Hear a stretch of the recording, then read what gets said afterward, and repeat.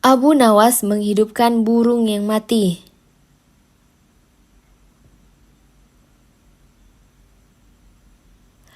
Abu Nawas terkejut. Burung puyuh hasil berburunya bisa hidup kembali usai dimasak.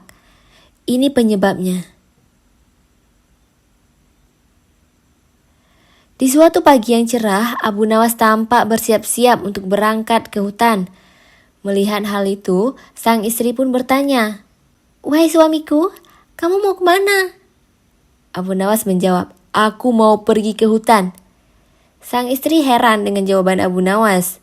"Persediaan kayu kita kan masih banyak, untuk apa pergi ke hutan?" Tanya sang istri kembali. "Aku bukan mau mencari kayu, tapi mau berburu burung puyuh. Bukankah tahun ini waktunya bagi mereka bermigrasi ke daerah kita? Pasti di hutan akan banyak sekali burung puyuh," balas Abu Nawas menjelaskan. "Oh iya benar, di hari-hari seperti ini, setiap tahun burung puyuh berimigrasi dan menyeberangi perkampungan kita. Kangen banget sama dagingnya yang lezat," taut sang istri. Maka berangkatlah Abu Nawas dengan membawa perangkap berburu. Setibanya di hutan, Abu Nawas memanjat pohon dan memasang jaring di atas pepohonan.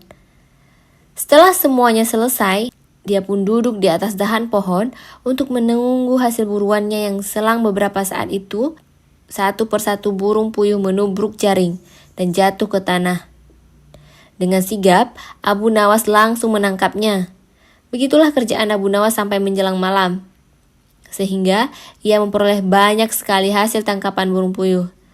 Selanjutnya, Abu Nawas pulang ke rumah dengan hati penuh gembira. "Wahai istriku, aku mendapatkan burung puyuh yang banyak sekali," ujar Abu Nawas. Sang istri pun menjadi ikut senang, karena ia sudah kangen dengan masakan daging burung puyuh. "Besok aku akan mengajak Tuan Hakim dan kawan-kawan untuk makan bersama kita, wahai istriku.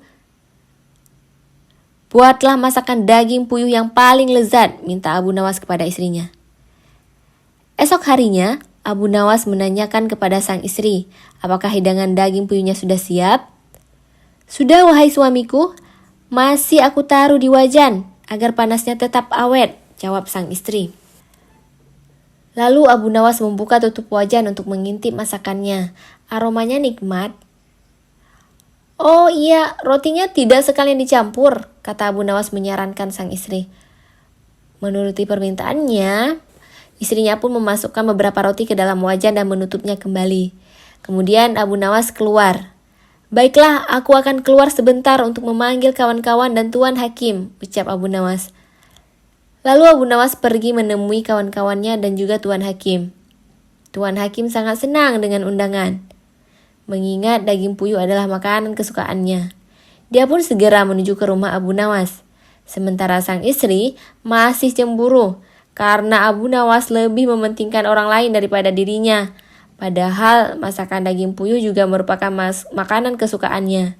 Dia pun segera memasukkan semua masakan daging puyuh ke dalam baskom yang sudah dipersiapkan. Kemudian baskom tersebut disembunyikan, sedangkan wajan yang telah kosong ia isi dengan burung puyuh yang masih hidup dan menutupnya kembali.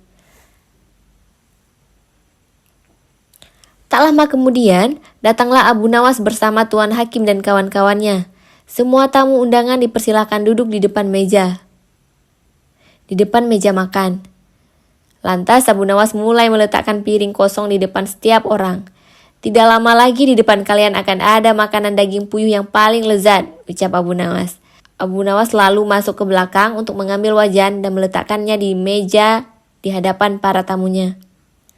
Tatkala dia menangkap tutup wajan, burung-burung puyuh itu berterbangan keluar. Semua tamu yang diundangnya langsung kaget, apalagi Abu Nawas. Abu Nawas pun menjadi bingung dengan apa yang terjadi.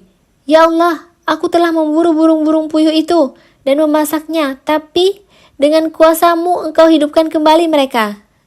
Demikianlah kisah lucu Abu Nawas. Wallahu a'lam bishawab. Wassalamualaikum warahmatullahi wabarakatuh.